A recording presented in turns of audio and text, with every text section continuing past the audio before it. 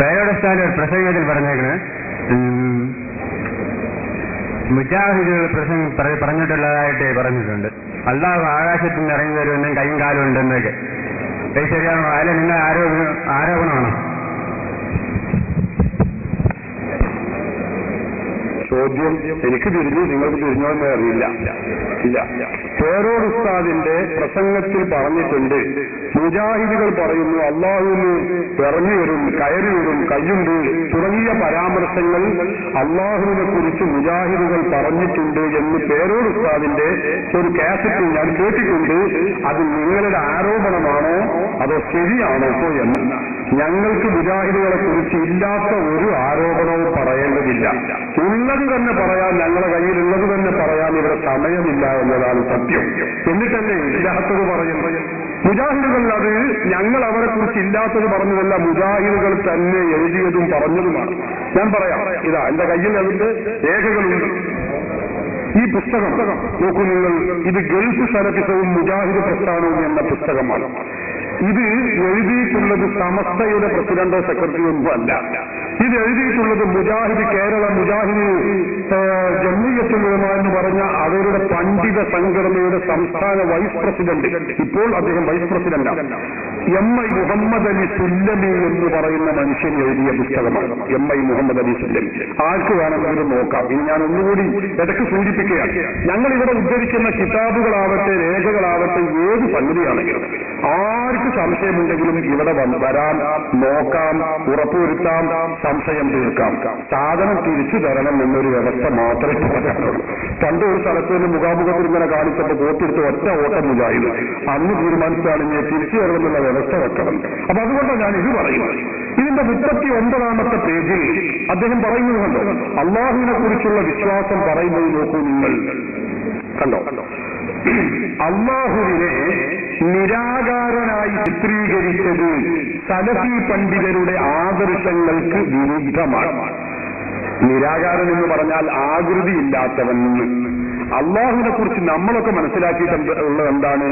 ലോകത്തുള്ള മുസ്ലിമീങ്ങൾ എല്ലാവരും വിശ്വസിക്കുകയും മനസ്സിലാക്കിയിട്ടുമുള്ളത് നമുക്കറിയാവുന്നത് പോലെ പരിശുദ്ധ ഖുർആനിൽ അല്ലാഹു പഠിപ്പിച്ചു, ഖുൽ ഹുവല്ലാഹു അഹദ്, അല്ലാഹു സമദ്, ലം യലിദ് വലം യൂലദ് വലം യകുൽ ലഹു കുഫുവൻ അഹദ്. അല്ലാഹു ഏകനാണ്, അവൻ നിരാശ്രയനാണ്, അവൻ ജനിച്ചിട്ടില്ല, അവൻ ജനിപ്പിച്ചിട്ടുമില്ല, അവനോട് സമമായി തുല്യമായി യാതൊരു വസ്തുവും ഒരാളുമില്ല. ഇത് ഖുർആൻ പഠിപ്പിച്ച ആശയമാണ്. അള്ളാഹുവിനെ പോലെ ഒരു വസ്തുവുമില്ല. ഖുർആനിൽ മറ്റൊരായത്തിൽ കാണാം, നമ്മൾ ചെറുപ്പത്തിലെ മദ്രസയിലൊക്കെ പഠിച്ചത് കാണാം, അല്ലാഹു മൗജൂദുൻ ഖദീമുൻ ബാഖി മുഖാലിഫുൻ ലിൽ ഖൽഖി ബിൽ ഇത്ലാഖ്. അള്ളാഹു മനുഷ്യർക്കുള്ള ഒരു വിശേഷണവും അള്ളാഹുവിന് പറയാനും ചാർത്താനും പറ്റില്ല. ഇതൊക്കെ നമ്മൾ ചെറുപ്പത്തിൽ പഠിച്ചതാണ്, ഇസ്ലാമിന്റെ വിശ്വാസവുമാണ്. എന്നാൽ മുജാഹിദുകൾ പറയുന്നത് എന്താണ്? എത്രത്തോളം നമ്മുടെ പണ്ഡിതന്മാർ പറഞ്ഞു, അള്ളാഹുവിനെ കുറിച്ച് നീ മനസ്സിൽ എന്താണോ വിചാരിക്കുന്നത് ആ വിചാരിക്കുന്നത് പോലെ ഒന്നുമല്ല അള്ളാഹു. അങ്ങനെയല്ല, എന്നാ അള്ളാഹു ഇങ്ങനെ ആയിരിക്കും എന്ന് നമ്മൾ കരുതി അങ്ങനെയുമല്ല. നമ്മൾ മനസ്സിൽ എന്ത് കരുതുന്നു അതൊന്നുമല്ല അള്ളാഹു എന്ന് പണ്ഡിതന്മാർ വിശദീകരിക്കുന്നു. മുജാഹിദുകൾ പറയുന്നതോ കണ്ടോ, അവർ പറയുന്നത് അള്ളാഹുവിനെ നിരാകാരനായി ചിത്രീകരിച്ചത് ശരിയല്ല. നിരാകാരൻ എന്ന് പറഞ്ഞാൽ ആകൃതി ഇല്ലാത്തവൻ. അപ്പൊ ആകൃതി ഇല്ലാത്തവൻ എന്ന് പറഞ്ഞ് ശരിയല്ല, അള്ളാഹുവിനൊരു ആകൃതി ഉണ്ട്. നിരാകാരൻ എന്നൊരു ഗുണവിശേഷണം, ഒരു സിഫത്ത് സലഫികൾ അംഗീകരിക്കുന്നില്ല. എന്നിട്ട് അദ്ദേഹം പറയുന്നുണ്ടോ, അള്ളാഹുവിന് കയ്യും അള്ളാഹുവിന് കാലുണ്ടെന്ന് ഖുർആൻ പഠിപ്പിച്ചതാണ്. അള്ളാഹുവിന് കാലുണ്ടെന്ന് ഖുർആൻ പഠിപ്പിച്ചതാണ്. അദ്ദേഹം പറഞ്ഞു അള്ളാഹുവിന് കയ്യും കണങ്കാലും ഉണ്ടെന്നത് ഖുർആൻ പഠിപ്പിച്ചതാണ്. അപ്പൊ കാലുണ്ട്, കയ്യുണ്ട്, അതിന് പുറമൊരു കണങ്കാല് വേറെയുണ്ട്. അത് എവിടെ ഇക്കാണെന്ന് എനിക്ക് ഇതുവരെയും തിരിച്ചു പോകുന്നില്ല. ഈ കാലിന്റെ പുറമെ പിന്നെ കണങ്കാലം ഉണ്ടാകാൻ അള്ളാഹു ആലം. ഏതായാലും മുജാഹിദിന്റെ പുസ്തകമാണ് ഈ പറയുന്നത്. ഈ പുസ്തകം ഇതാ ഒറിജിനൽ 37-ന്റെ 39-ാമത്തെ പേജ് കഴിഞ്ഞില്ല. ഇത് നിങ്ങൾ നോക്കൂ, ഇതേതാണെന്ന് അറിയോ? ഇത് മുജാഹിദ് പ്രസ്ഥാനത്തിൽ, ഇത് ജമാഅത്ത് ഇസ്ലാമി ഇത് ഒട്ടും പുറകിലല്ലോ. അതൊക്കെ ഞാൻ ഒന്ന് പറയാം. കണ്ടോ, അവർ പറയുന്നുണ്ടോ അള്ളാഹു സിംഹാസനത്തിനാണ്, സിംഹാസനത്തിന്റെ മുകളിൽ ഇരിക്കുകയാണ്, അവന് 2 കൈകളുണ്ട്. നേരത്തെ മുജാഹിദ് കൈയുണ്ടെന്നേ കണ്ടോ, ഇതിന് 2 കൈയുണ്ട്. അതിന് സംശയം വേണ്ട. കണ്ണുണ്ട് മുഖവുമുണ്ട്. ജമാഅത്തിലെത്തിയപ്പോ കുറച്ചുകൂടിയായി മുഖവും കൂടിയായി. ഇപ്പൊ കണ്ണുണ്ട് മുഖമുണ്ട് രണ്ട് കയ്യുമുണ്ട്. അത്രത്തോളായി ഇവരുടെ അല്ലാഹ്. ഇത് ജമാഅത്തെ ഇസ്ലാമി അവരുടെ ബോധനം 996 ജനുവരിയിലക്കം പേജ് 86 പറയുന്നു. ഇത് നിങ്ങൾ നോക്കൂ, മുജാഹിദുകൾ തന്നെ അവരുടെ സംസ്ഥാന അല്ല ലോകത്ത് ഈ വഹാബി പ്രസ്ഥാനം മുജാഹിദ് പ്രസ്ഥാനം ഉണ്ടാക്കിയെടുക്കുകയാണ് മുഹമ്മദ് ബിൻ അബ്ദുൽ വഹാബ് എന്ന് പറയുന്ന നജിദിലെ ഇബ്നു അബ്ദുൽ വഹാബ്. അദ്ദേഹം എഴുതിയ ഗ്രന്ഥമാണ് അത്തൗഹീദ് എന്ന അറബി ഗ്രന്ഥം. അത് മലയാളത്തിലേക്ക് വിവർത്തനം ചെയ്തിട്ടുള്ളത് ജമാഅത്തെ ഇസ്ലാമിയുടെ ഏറ്റവും വലിയ നേതാവ് ഷെയ്ഖ് മുഹമ്മദ് കാരക്കുന്ന് എന്ന് പറയുന്ന വ്യക്തിയാണ്. അപ്പൊ മുജാഹിദും ജമാഅത്തും അംഗീകരിച്ച തത്വമാണ് ഞാൻ ഇനി പറയാൻ പോകുന്നത്. നോക്കണം എന്താണ് അതിൽ പറയുന്നത്. അതിന് 124-ാമത്തെ പേജിൽ അള്ളാഹുവിന്റെ കൈകളെ കുറിച്ച് തൗഹീദ് എന്ന ഈ പുസ്തകത്തിന്റെ മലയാള വിവർത്തനത്തിൽ പറയുന്നു. നോക്കൂ നിങ്ങൾ, അള്ളാഹുവിന്റെ കൈകളെ കുറിച്ച പരാമർശം. ആകാശങ്ങൾ വലതു കയ്യിലും ഭൂമി ഇടതു കയ്യിലുമാണ്. അള്ളാഹുവിന്റെ കൈകളെ കുറിച്ചുള്ള പരാമർശമാണ് ഈ പറയുന്നത്. അള്ളാഹുവിന്റെ 7 ആകാശങ്ങളുണ്ട്. 7 ആകാശങ്ങൾ അള്ളാഹുവിന്റെ വലത്തേ കയ്യിലും 7 ഭൂമി അള്ളാഹുവിന്റെ ഇടത്തേ കയ്യിലുമാണ്. 7 ആകാശം വലത്തേ കയ്യിൽ ഇങ്ങനെ ചുമന്ന് 7 ഭൂമി ഇടത്തേ കയ്യിൽ ചുമന്നാണ് അള്ളാഹു നിൽക്കുന്നത്. അപ്പൊ 7 ആകാശം ചുമന്ന് നിൽക്കാൻ പറ്റുന്ന കയ്യ് 7 ഭൂമി ഇടത്തേ കയ്യിലുമാകുമ്പോ ആ കയ്യിന്റെയും കാലിന്റെ ഒക്കെ ഒരു വലിപ്പം നിങ്ങൾ ചിന്തിച്ചു നോക്കണം. കഴിഞ്ഞില്ല. മുജാഹിദുകളും ജമാഅത്തെ ഇസ്ലാമും പറയുകയാണ്. അത് കഴിഞ്ഞ് മുജാഹിദിന്റെ മുഖപത്രം അൽമന വാള്യം 35 പേജ് 9 പറയുന്നത് നോക്കൂ നിങ്ങൾ. എന്താണ്? അല്ലാഹു സുബ്ഹാനഹു വ തആല എല്ലാ ദിവസവും അർദ്ധരാത്രിയായാൽ 1-ാം ആകാശത്തേക്ക് ഇറങ്ങി വരുന്നു. ഒക്കെ രേഖയാണ്, ആർക്ക് വേണമെങ്കിലും നോക്കാം. അല്ലാഹു സുബ്ഹാനഹു വ തആല എല്ലാ ദിവസവും അർദ്ധരാത്രിയാകുമ്പോൾ 1-ാം ആകാശത്തേക്ക് അല്ലാഹു തആല ഇറങ്ങി വരികയാണ്.